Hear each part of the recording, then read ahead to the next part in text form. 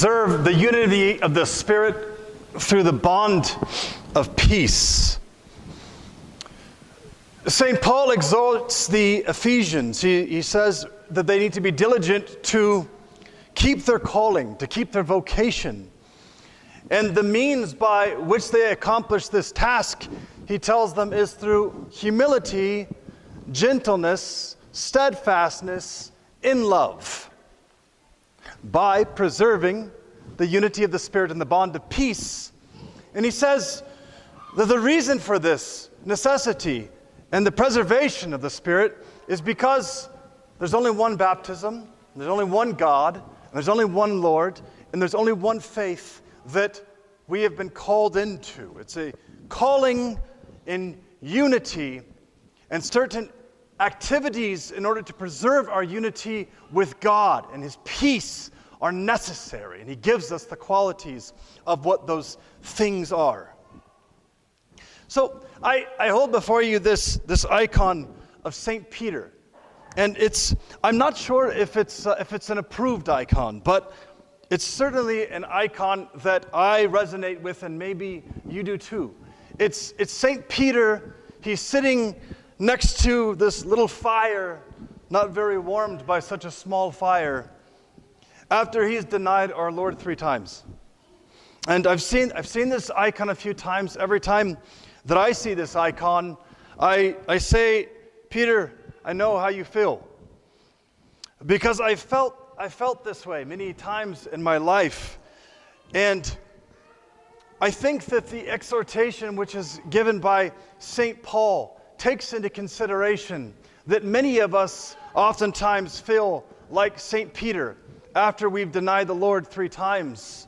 We feel destitute, we feel alone, we feel lost, we don't feel that our hearts are being warmed by anything. And so St. Paul gives us these exhortations on how to preserve the unity of the Holy Spirit. The bond that we receive is actually from the Holy Spirit. And so we have to be careful not to offend the Holy Spirit in our actions, causing division among us. You know, it's so common.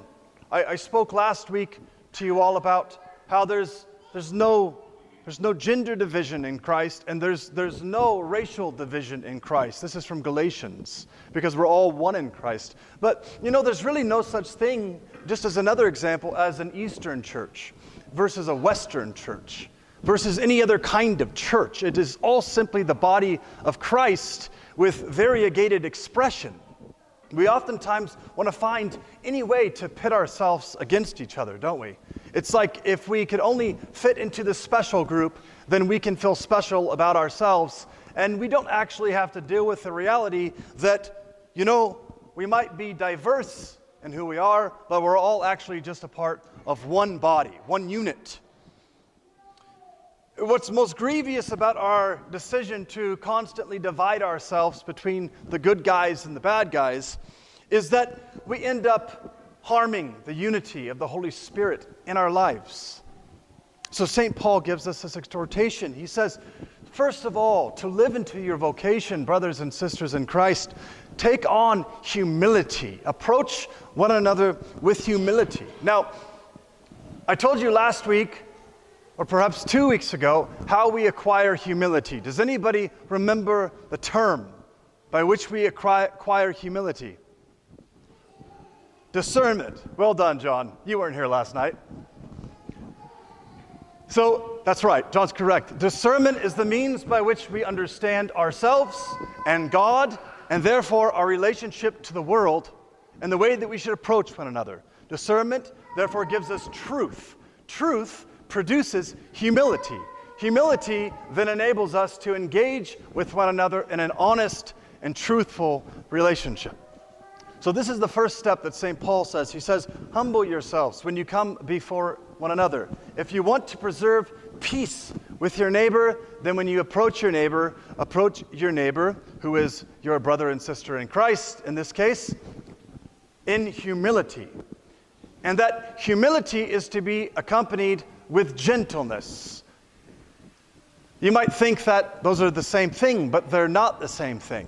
One is approaching the reality of life from a perspective of truthfulness. One is then coming into contact with that brother or sister in Christ in a way that's kind and gentle. In other words, even if you know the truth about the person, that they're not so lovable, you choose to be kind and gentle in your interaction in order to preserve the spirit. Oftentimes in life, we think that, we have some kind of deep understanding, and we actually lack understanding. And that's the kind of thing that needs kindness and compassion oftentimes, and not absolute rebuke. I can recall, certainly early on in my walk with the Lord, I would kind of listen to someone, have a conversation with someone, and I thought I needed to correct everything that they understood that was wrong immediately, right? And what that oftentimes could look like is like one sentence is spoken, and let me take a pause and go back with you and correct everything you just said, because your entire worldview is in the wrong direction. Well, unfortunately, what this does is it doesn't create a gentle relationship, doesn't create the kind of peaceful relationship. In fact, usually when people just find us intimidating or hard to approach, what that does is it creates a kind of tension and not a kind of peace, which we're searching for. So even when we're right, even when we have a proper understanding of things, even when we're humble, we must be also careful to be kind. And finally, he says to do this with steadfastness. Now, the word steadfast, it means do it for a long time. It's the same word as fortitude. It means do it for a long time. So what St. Paul is saying is when we're approaching our brother and sister and we're trying to keep unity with them, we're trying not to offend the Holy Spirit that dwells within them, we need to not only do it with understanding and with gentleness, but also we need to do that for a long time. What I've found is that one of the hardest things is to be gentle and humble for a long time. It's easy to be humble one time with a person, right? It's like Jesus said, if someone slaps your cheek, turn the other cheek. It's not that hard to turn your cheek one time, right? It's when they slap the other cheek that they start to wear a little bit on the patience, right? And a big reason for that is the reason why we turned the other cheek in the first place was because we were hoping that would immediately change them. But oftentimes people who slap you on the cheek are not the kinds of persons who easily change. They slapped you in the face for a reason, and that's part of their character flaw. That's part of their personality. And that is a thing, personality is a thing that takes some time to wear down. It takes a lot of humility and kindness in order to wear down a difficult personality.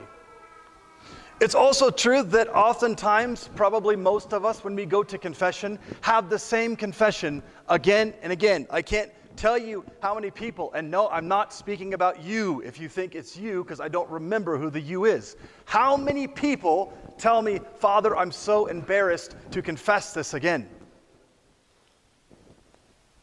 A lot of people. And that's because we generally struggle with the same difficulty again and again. But the Lord is patient with you, not wanting anyone to perish, but all to come to repentance. And therefore, he has longevity and patience towards us in our continual sin, which is typically habitual. It's typically habitual. And so the Lord says, be steadfast in your kindness and humility. Finally, he says, do this in love. Do this in love. In other words, there has to be a genuine love. And how do you get the genuine love that enables you to acquire all of these virtues in your relationship with your neighbor? You do it by having the same heart that Christ has. That means that you care about the things that Christ cares about. You have to first care about the things that Christ cares about in order to offer this love. You see, when Peter denied the Lord 3 times, the Lord loved him nonetheless. The Lord already told Peter he was going to deny him 3 times. And Peter felt like garbage, and maybe felt like the Lord didn't love him, but the Lord loved him nonetheless. Because Peter had been given a vocation. He had been given a calling. And the Lord was not willing to give up on Peter because it was his ultimate end that Peter would be the rock on which the church would be laid. His holy confession would be the confession that saves every one of us. So when you see this icon of Peter, our founding father of our church, and he's low, and he's on the ground, and he's kneeling before a fire that can't actually warm his bones, remember that if the Lord was not kind, did not have humility and patience with Peter, then we wouldn't have the very faith that we have. Okay? If Moses the Great, I mean by that Moses the Ethiopian, if he would have given up just because he was a criminal, just because he was a thug, if we would have given up on him, we wouldn't have that great and holy Father, would we? If St. Paul would have given up just because he was a murderer, or the church would have given up on St. Paul, we wouldn't have St. Paul the Apostle. If David, that murderer and adulterer, would have simply been turned away because he fell into sin, we wouldn't have St. David. We wouldn't have the prophecy of the coming Messiah. You see, it's necessary that we appreciate each one another according to the calling that we received by Christ, in a capacity that actually demonstrates the relationship that God has towards us. That is this mind of love. He has this mind of love, and so he calls us into this mind of love, meaning that what he's calling us into is nothing else than a participation in the direction of the Holy Spirit.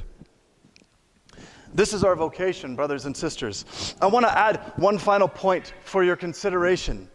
It's an interesting consideration. Some don't like it. I like it a lot.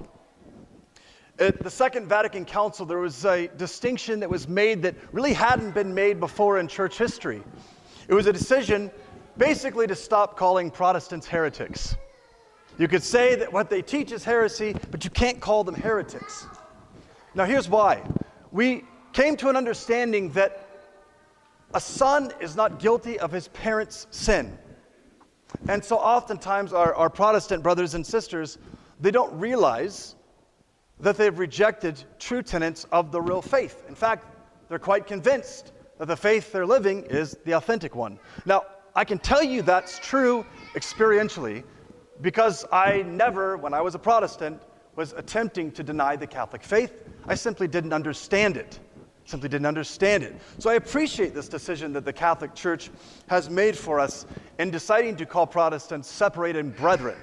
Again, we're not saying there can't be heresy. We're not saying that it's not heresy, some of the beliefs. We're making a decision to try to work towards the unity of the Spirit and the bond of peace, never compromising truth. Never compromising truth. That's false ecumenism. It's wrong. It's sinful. We don't ever compromise the truth. But we do come to our brothers and sisters in love. I think the gospel passage we read today was an incredible illustration that is on the side of the Lord. For here's what's happening. Jesus is talking about the Samaritans and the Jews. Now, who are the Samaritans? Anybody know? The what? They're the northern Israel. That's right. The Samaritans are northern Israel. Okay? And the Jews are the tribes of Judah and Benjamin. Well done, Sean. Judah and Benjamin. Now, they're at odds with one another. Since the northern kingdom went into captivity in the 7th century, and Judah went into captivity in the 5th century, and 6th century BCE, and they were separated from one another. When they came back together, they realized there was a lot of disagreement between them. There's a lot of misunderstanding between them. Okay, the Samaritans didn't actually understand the fullness of the faith. Right? So remember Jesus, when he's talking to the Samaritan woman, he says, you know, when the Samaritan woman starts to question Jesus and say, you know, our fathers they say that we should worship on this mountain, but you Jews say in Jerusalem. And he says, look, Samaritan woman, the Jews know what they're worshiping. They know what they're doing, but you don't. Okay? They've got it right. Meaning the tribes of Judah and Benjamin, they preserved it. They got it right. But you northern tribes, you Samaritans, okay, you guys have forgotten a lot of the truth. You forgot a lot of the truth. You don't have all the prophets, right? You just keep the Pentateuch. You don't have the full truth. Jesus' point is this, though. Here's what's incredible, okay? So they're clearly wrong. They're clearly wrong. But here's the point. Jesus is asking this man from the tribe of Judah or Benjamin, hey, I want to know who your neighbor is. And his natural response is, it's my brother from Judea, my brother from the tribe of Benjamin. Okay? Brothers and sisters, this is you saying, it's my Catholic brother. Okay? It's my Catholic brother. We have it right. Listen, Jesus says, let me show you the true neighbor. The true neighbor is the Samaritan man. The man who showed you kindness. The man who was good to you. There's no difference here, okay? There's really no difference. The Protestant brother is oftentimes the one who will show you kindness. Now, how do you treat them? How do you treat them? With humility, kindness, steadfastness, right? Or do you come at them with arrogance, harshness, quick to dismiss, and a lack of love, dismissing them, saying that they're not part of the unity of the faith? Well, they are, because they receive the one baptism. The one baptism brings them into the church. Okay? The one baptism brings them into the church. And now they're struggling, and we put them away? Do we push them away? This is the problem. This is the problem. We always need to be paying attention to this one question. What is the Lord doing in someone else's life? That's all that matters. Nothing else matters. What is the Lord doing in this person's life? And now, this is humility, understanding properly. How do I help this person to realize what the Lord is doing in their life? That's all that it comes down to. You don't have to win arguments. You don't have to feel like if you lose the argument that you lost the day. The only way that you lose the day is if you don't act like a neighbor. You don't offer kindness and truth and gentleness and long-suffering. That's the only way that you lost the day. If you lose a debate, you did not lose anything. You did not lose a thing, okay? But if you lose the person, then you lost a lot, because you lost what God was actually seeking after, a lost soul, okay? Remember this then, whenever we approach one another, that we must be diligent to preserve this unity of the Holy Spirit, who is desiring for us to be one in Christ, and who's working towards our restoration and against the sickness within us that causes division. In the name of the Father, and the Son, and the Holy Spirit. Amen. Ave Maria Stella